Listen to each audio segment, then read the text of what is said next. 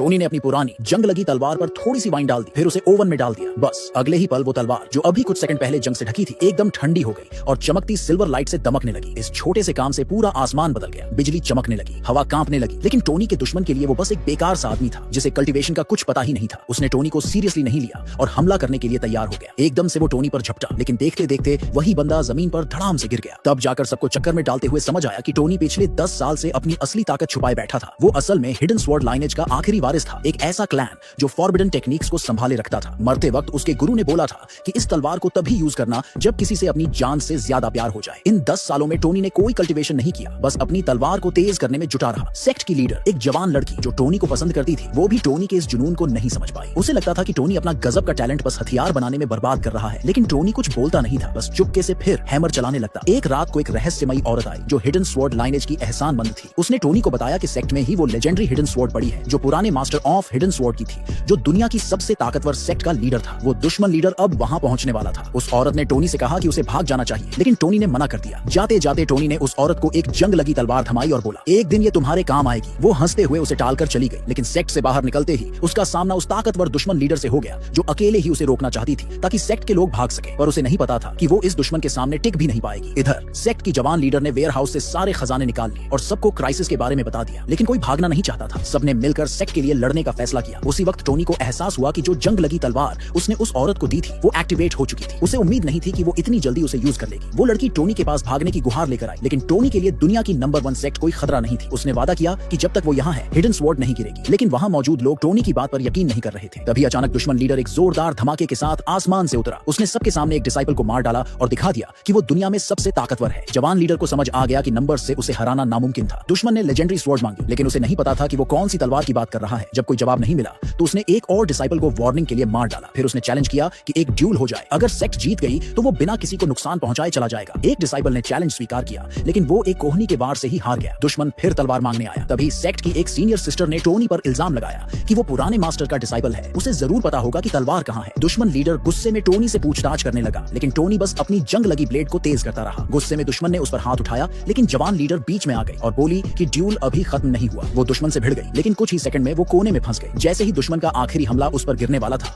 Tony ने एक छोटी सी हरकत से अपनी तलवार हिलाई, एक पत्थर उछाला और दुश्मन को पीछे धकेल दिया। फिर टोनी ने वो तलवार उठाई जिस पर वो 10 साल से मेहनत कर रहा था। दुश्मन ने हंसते हुए उसे पुरानी जंग लगी ब्लेड समझा और एक डिसाइपल को उसे खत्म करने भेजा। टोनी ने बिना कुछ बोले अपनी कैलाबाजा वाइन की बोतल कमर से उतारी और एक ही झटके में उसे फेंका, जिससे दुश्मन पीछे हट गया। फिर वो हवा में उछला, कैलाबाजा खोली और उसी वाइन को अपनी जंग लगी तलवार पर डाल दिया। फिर उसे फोर्ज में डाला। अगले ही पल वो जंग लगी ब्लेड फिर से जाग उठी। अब वो हिडन स्वॉर्ड लाइनेज की असली लेजेंडरी तलवार बन चुकी थी।